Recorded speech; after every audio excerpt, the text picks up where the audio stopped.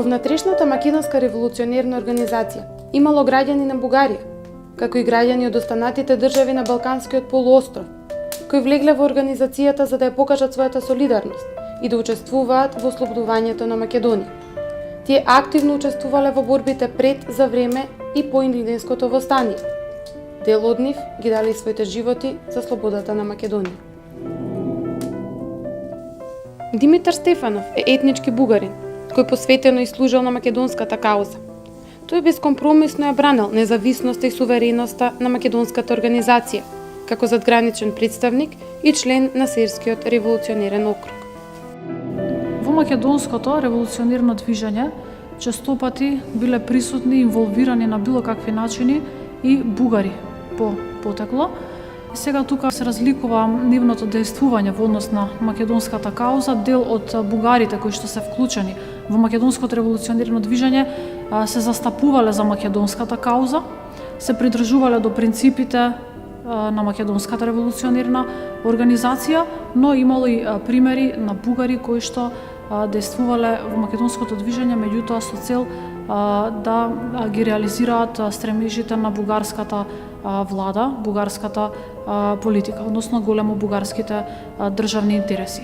Еден од бугарите кој што е вклучен во македонското движење е и Димитар Стефанов, кој што инаку бил приврзаник на Гоце Делчев. Димитар Стефанов е роден во 1871 година, Карагач, Бесарабија, денешна Украина. Завршува правен факултет во Москва, а потоа тука ја завршува и во Киев воената академија. Се вратил во Бугарија, во Русе дејствувал како правно лице, односно адвокат и судија, но во 1900 година веќе е назначен за правен советник на Екзархискиот синод во Софија. Димитар Стефанов, тој е бугарин од Бесарабија. Тој е тогаш област беше во рамките на царска Русија. Инаку завршил воено училиште во Киев. Се враќа ваму, доаѓа во 900 година, бил назначен во Македонија и дори директор на гимназијата бил 900 година во Битола. Како, така речеме, чесен револуционер се вклучува во револуционерна организација и останува до крај доследен на самостојноста, на самостојноста и на организацијата и на ослободителното дело. Димитар Стефанов во македонското ослободително движење влегол по доаѓањето во Македонија. Тој во 1900 година бил директор на Екзархиската гимназија во Битола. Во периодот од 1901 и 1902 година бил задграничен представник во Софија, заедно со Туше Деливанов. Постапувајќи според инструкциите и поддржувани од Гоце Делчев и Ѓорче Петров, ги спречувале настојувањата на Врховниот комитет да воспостави контрола на граничните реони на организацијата. Стефанов активно учествувал во Илинденското востание во 1903 година во Серскиот револуционерен округ. Бил и претседател на окружниот комитет на округот. 900 година веќе е назначен за правен советник на Екзархискиот синод во Софија. Веќе во почетокот на учебната година 1901 година станува член во раководството на Битолскиот револуционерен округ. Во текот на 1902 година бил известно време задграничен представник на македонската револуционерна организација со седиште во Софија заедно со Туше Деливанов. Меѓутоа, иако тие се вторите двајца задгранични представници на организацијата, сепак биле поддржувачи на македонската кауза и действувале во согласност со принципите на македонската организација. Тие биле приврзаници на Гоце Делчев и ги спроведуваат целите на Гоце Делчев. Исто така ќе бидат значени во борбата понатамошна која што ќе ја води задграничното представништво на организацијата во Софија против продорот на бугарската пропаганда во македонското движење. Пред се тука се мисли на борбите кои што ги водат против Врховниот македонски комитет, кој што како тело на македонската емиграција во Бугарија постојано ќе доаѓа во судири со внатрешната организација заради тоа што Врховниот комитет пред се действувал во најголем дел од неговото действување за интересите на бугарската политика кон Македонија.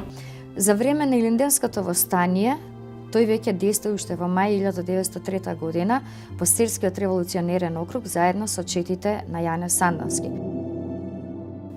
Во 4-члената комисија во состав со Димитар Стефанов, Димитар Мисарчиев, Георги Попхристов и Стефан Петров го представувал Серскиот револуционерен округ. Комисијата изработила привремени документи, како директива за идната дејност на организацијата, акт според кој требало да се раководат окружните раководства и упатство за војводите и местните раководства до одржувањето на Општиот конгрес и донесувањето на новите акти, како и избор на централно раководство. Директивата веднаш била публикувана и доставена на окружните комитети.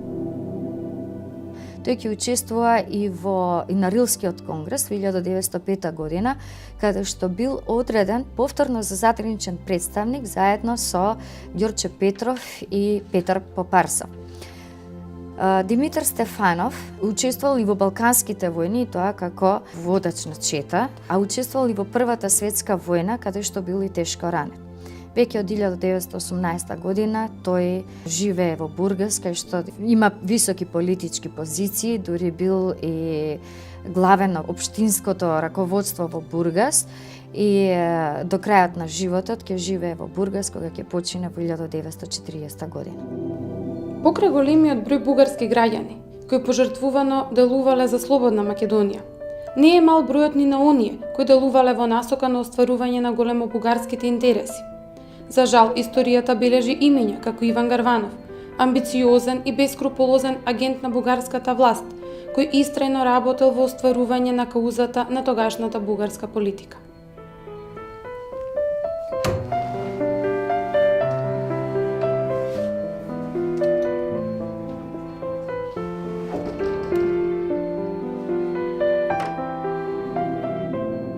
Иван Гарванов е исто така бугарин по потекло од Стара Загора, кој што ќе биде постојано на некој начин вклучен во македонското револуционерно движење на различни начини.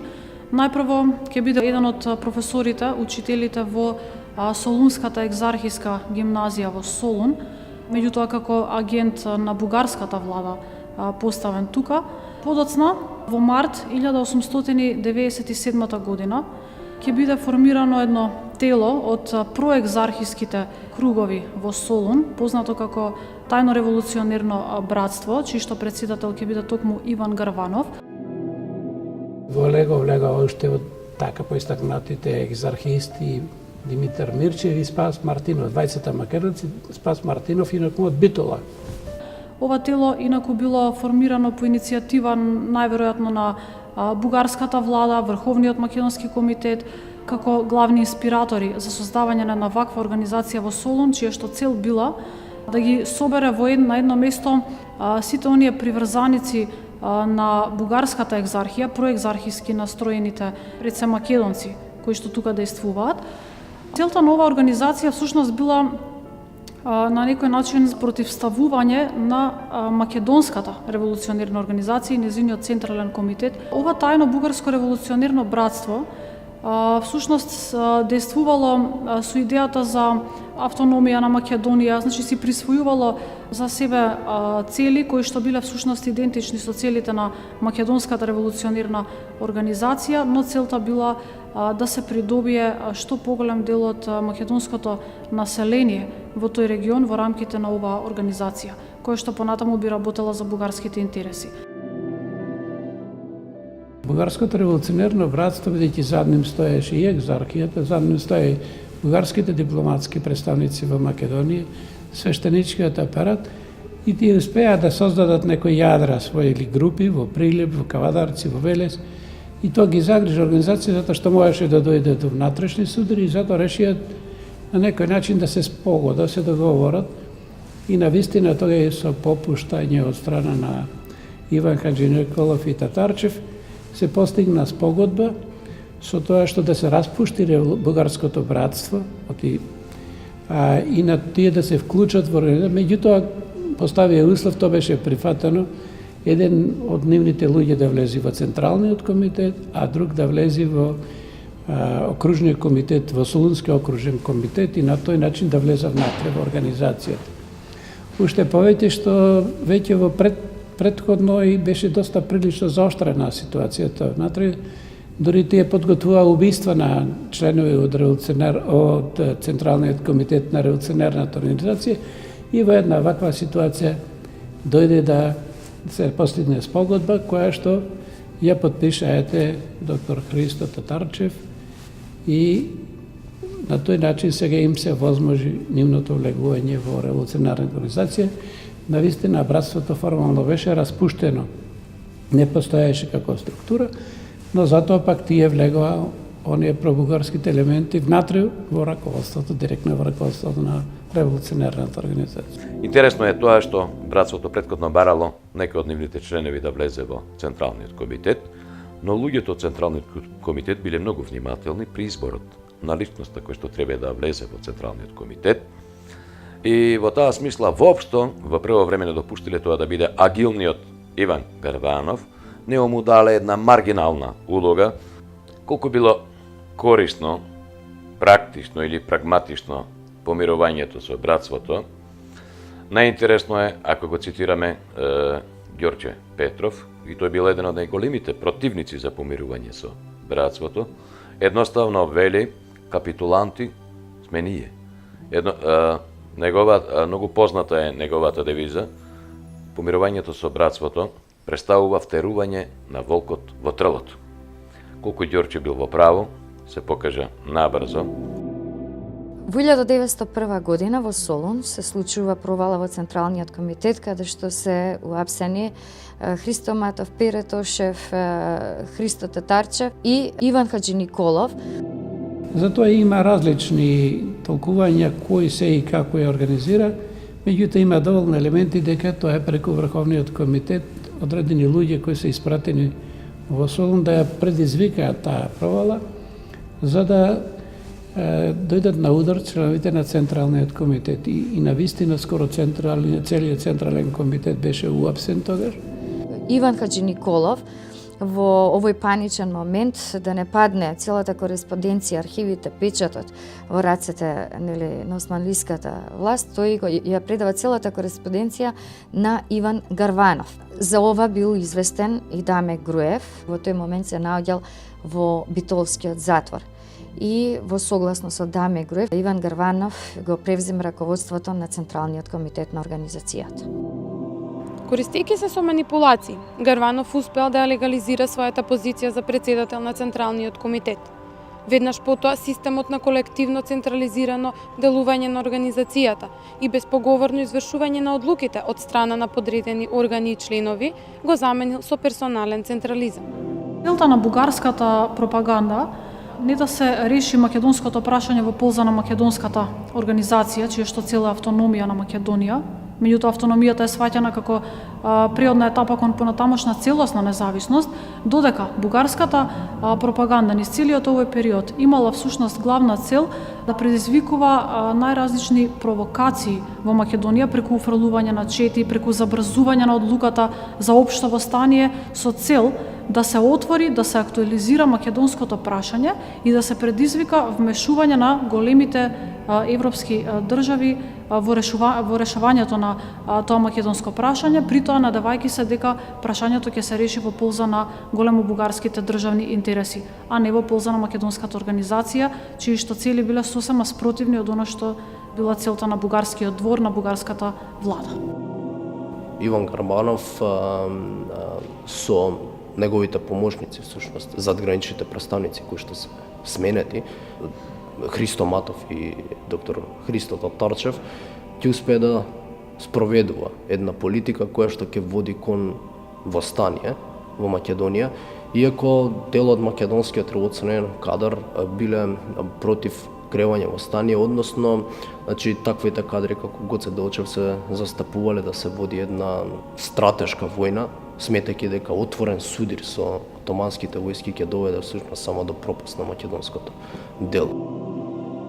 Иван Гарванов пристапил кон раководење со организацијата, со така наречениот персонален централизам и да ги спроведува инструкциите од Врховниот комитет за прерано кревање на востание, кои што веќе и агитирале дури со пропаганден материјал дека веќе идната година, 1903 година, се подготвува во пролетта кревање на вооружено востание. Но тоа не било во согласност со целите на македонските важни револуционери и организатори на вооружената борба, како што биле Јане Сандански и Гоце Делчев.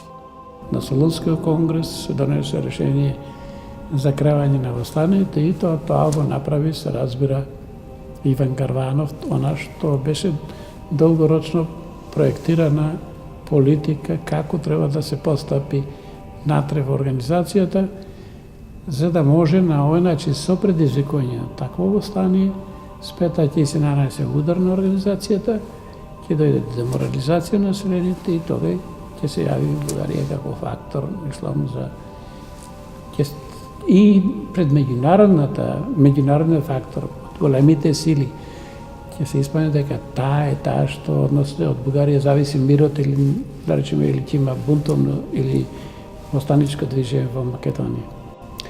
А после се разбира оние подготвителни работи по донесувањето на одлуката за востанието, она што исто така го направи Иван Гарванов, заедно со Матов и Татарчев како загранични представници, и што тоа издейства да се направат отстапки од страна на задгранични представници, врховистите, така речеме, водечките, дури личности на Врховниот комитет да земат учество во востанието. Востанието е кренато и се покажало всушност како неуспешно за македонското револуционерно дело. Се тоа ќе доведе до тоа по 1903 година, односно по Илиденското востание, оние македонски револуционерни водачи собрани во Софија да почнат меѓусебни судири, односно расправи, негодувања во однос на и осуди во однос на оние кои што се одлучиле да изгласаат кревање востание во Македонија. На еден општ конгрес кој што е одржан после низа окружни, околиски конгреси и советувања, на општиот конгрес во Рилскиот манастир во Бугарија 1905 година, особено серската револуционерна група под водство на Јане Сандански ќе побара одредување смртни казни за Иван Гарванов и за Борис Арафов. Извршувањето на смртната казна за Иван Гарванов и Борис Арафов ја презел Тодор Панеца. Тој на 28 ноември 1907 година во Софија со 2 револвери ги застрелал и смртно ги ранил и двајцата. По нивното убиство било невозможно повторно обединување и помирување на организацијата. Во 1907 година е донесена одлука да се изврши смртна казна. Смртната казна ја извршува Тодор Панеца, кој што исто така е бугарин, но е приврзаник на делото на Јане Сандански. Тој извршува буквално во домот на Борис Арафов и Иван Гарванов, каде што и двајцата се убиени. Во 1894 година, по падот на режимот на бугарскиот премиер Стефан Стамболов, се создале поволни услови за политичко организирање на македонската емиграција.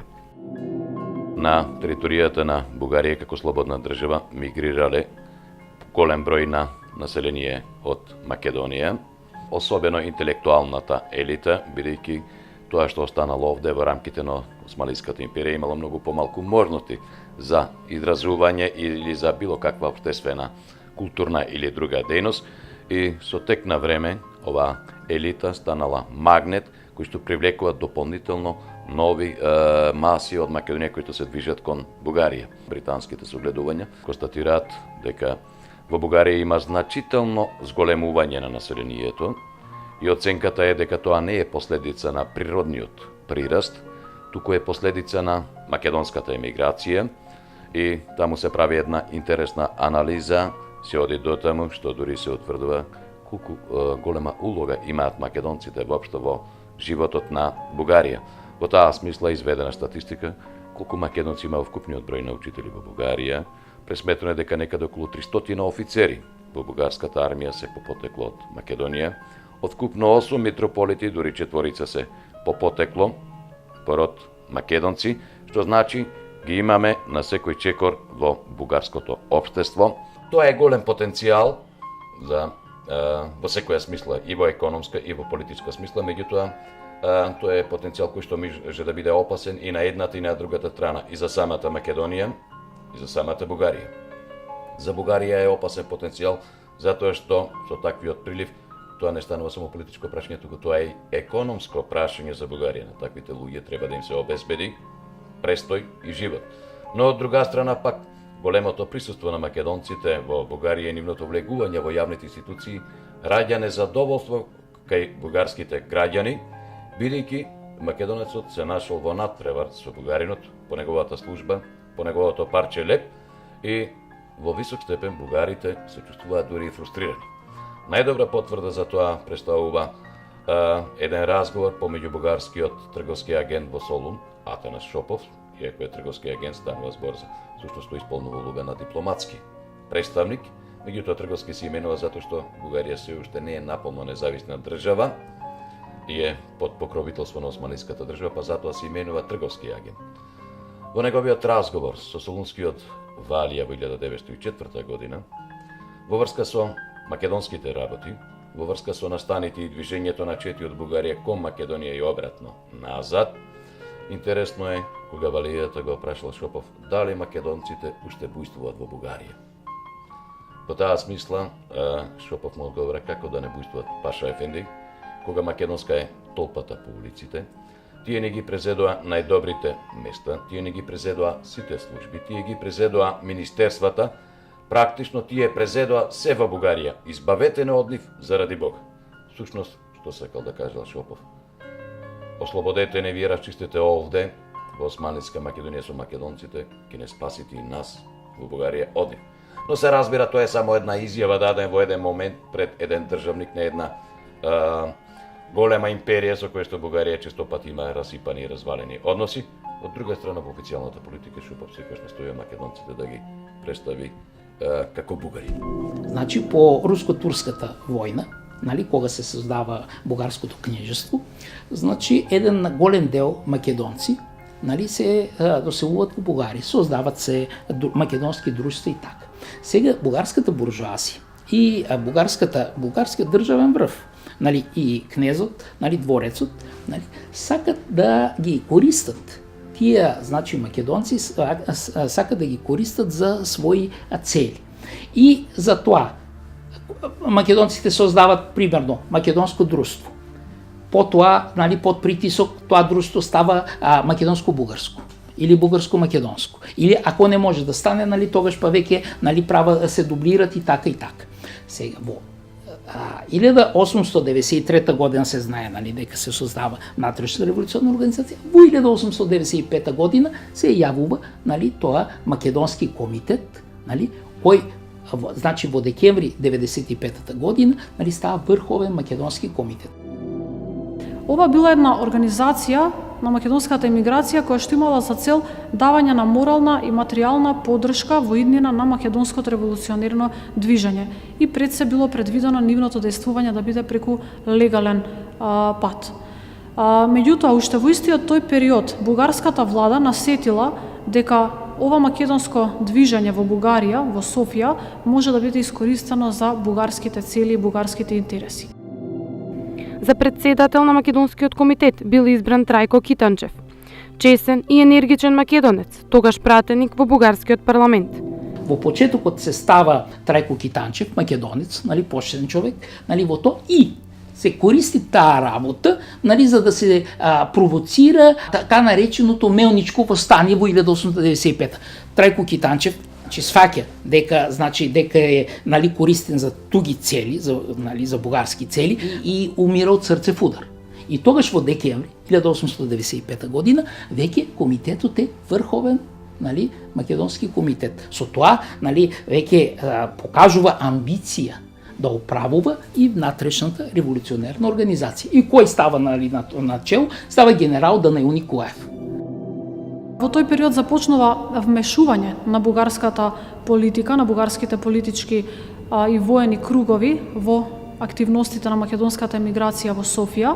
Почнуваат тие да организираат, да вооружуваат чети, кои што понатаму ќе бидат поттикнати на навлегување на територијата на Македонија. Меѓутоа, сето тоа ќе резултира само со провокации. Всушност, на таков начин македонската емиграција во Софија била злоупотребена од страна на бугарската влада за отварање на македонското прашање.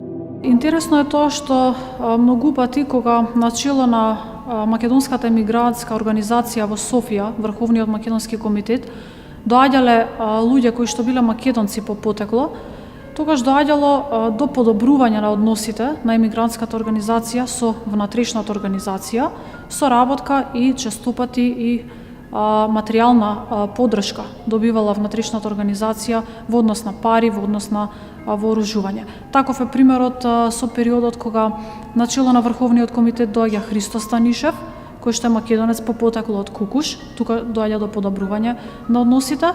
Подоцна исто така во времето на Борис Сарафов, кога тој е председател на Врховниот комитет, интересно е што во тој период огромно количество на оружје и на материјални средства ќе биде донирано за внатрешната организација. Ако се направи анализа, всушност на председателите на комитетот,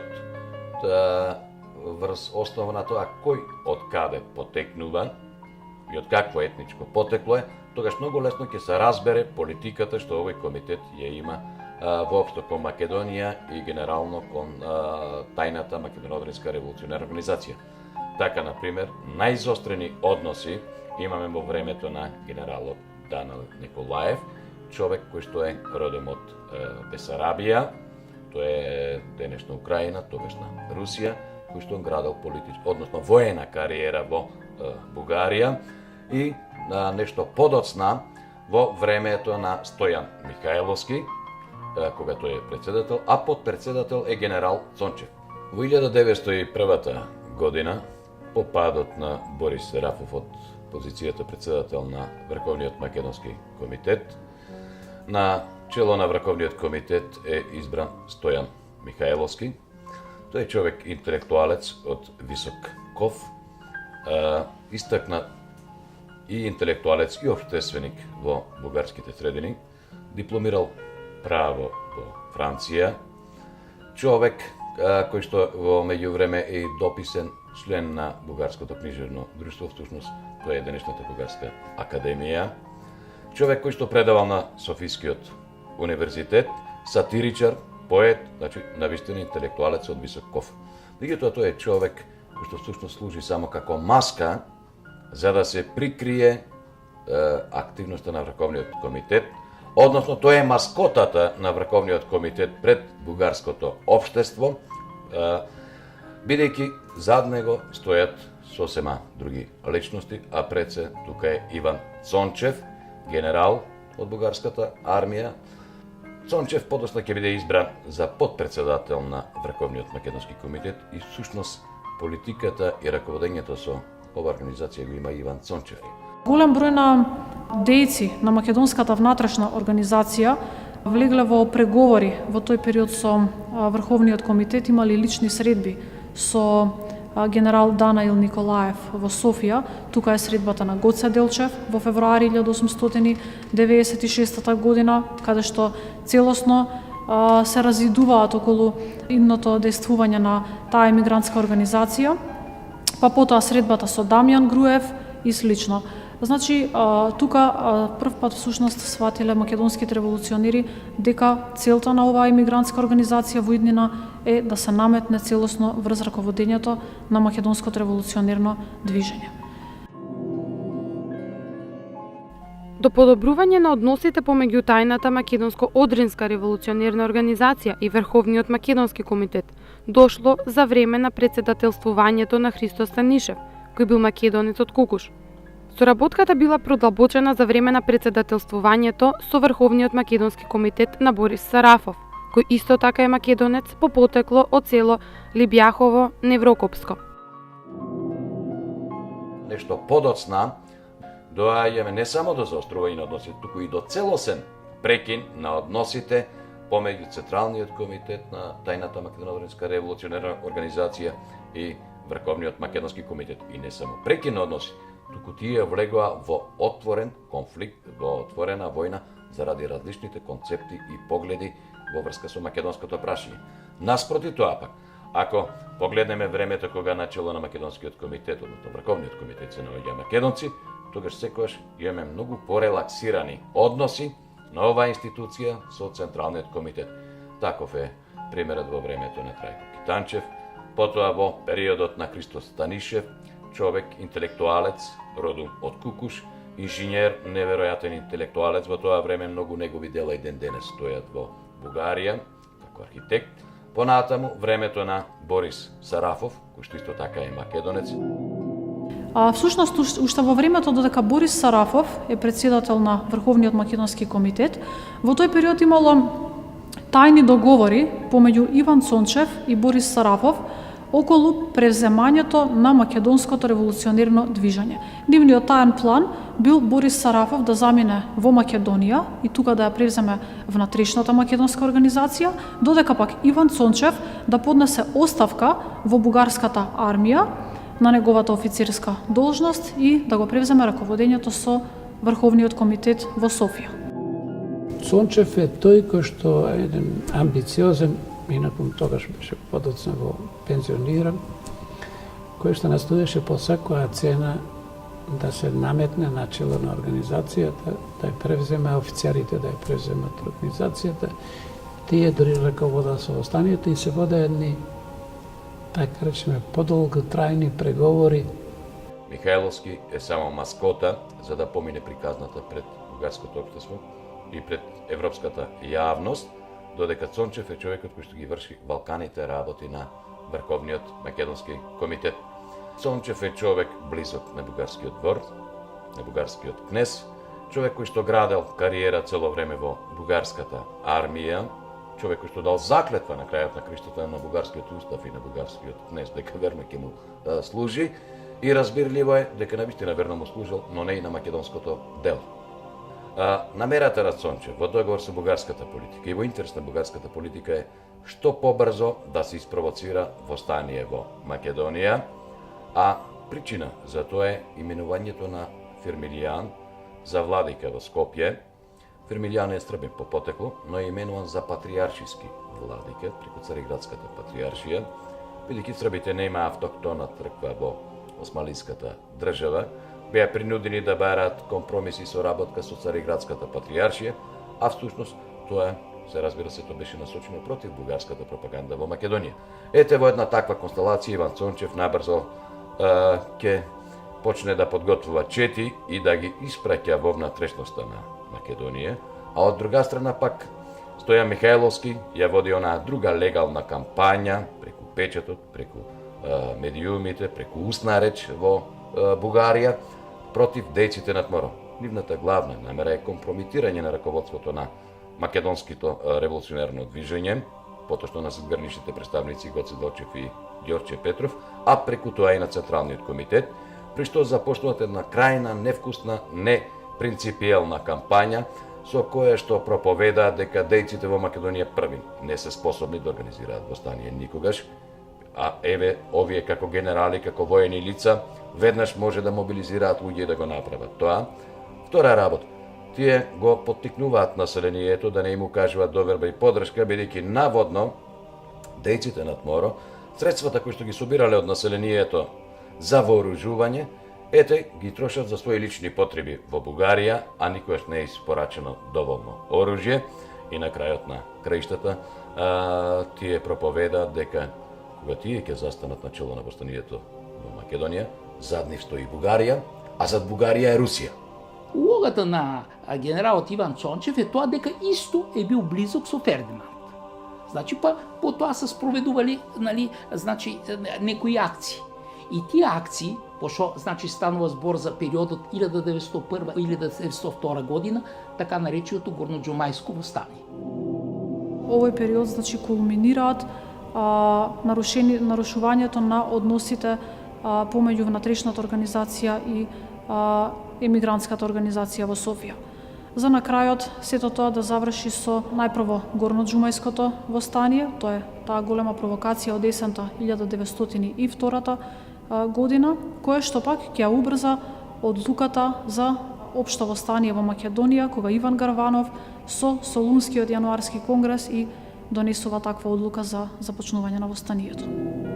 Токму во тој период, од кога станало јасно дека веќе во Македонија ќе се организира востание, и тоа ќе го изведе внатрешната организација, бугарските власти, за да ја симнат од себе одговорноста пред меѓународниот фактор и пред османската држава, овој пат да се покажат во улога на миротворци, го забраниле во почетокот на 1903 година, ја заплениле архивата на Врховниот македонски комитет и ја забраниле неговата дејност, дури известно време намерно интернирале одредени негови дејци, во случајот и Иван Цончев е засегнат од тоа, но многу брзо потоа власта повторно ги ослободува истите тие лица со намера да влезат во Македонија да предизвикуваат повторно нереди. Во почетокот на 1903 година, под меѓународен притисок, бугарските власти административно го забраниле постоењето на Врховниот македонски комитет. Независно од тоа, врховистичките водачи од типот на Цончев останале активни. Во тој контекст, за време на востанието во 1903 година, со согласност на задграничното представништво, Иван Цончев зел учество во борбите со османските власти околу Пирин. По задушувањето на Илинденското востание, Врховниот македонски комитет, иако официјално не постоел, генерал Иван Цончев се обидувал да ја возобнови неговата структура на територијата на Македонија, при тоа обидувајќи се да ја копира организацијската шема на тајната македонска одринска револуционерна организација. Меѓутоа, неговите обиди не дале особени резултати. По строгото предупредување од страна на Рилскиот конгрес во 1905 година, Цончев се повлекол од било какво учество во македонското движење. Починал во 1910 година во Софија. Луѓето кои што се форматираа низ оваа организација останали продолжиле да действуваат први како фракции и групи, дури во 1904 во 1905 година се обидувале повторно да се реорганизираат и да ја обноват својата организација, овој пат да ја копираат шемата на внатрешната револуционерна организација. Во таа смисла Цончев извесен период праќал своје луѓе повторно во североисточните делови на Македонија, кои што честопати доаѓале во судир со четите на Јане Сандански и другите војводи што действувале во овој регион. Меѓутоа, веќе на Рилскиот конгрес 1905 година, кога Цончев добил сериозно предупредување, писмено предупредување од страна на организацијата, практично ќе се повлече од севкупната дејност и од тогаш може да зборуваме дека сета активност на оваа институција, на оваа организација, практично нема никаков веќе организиран облик, но тоа не значи дека исчезнала идеологијата на врховизмот.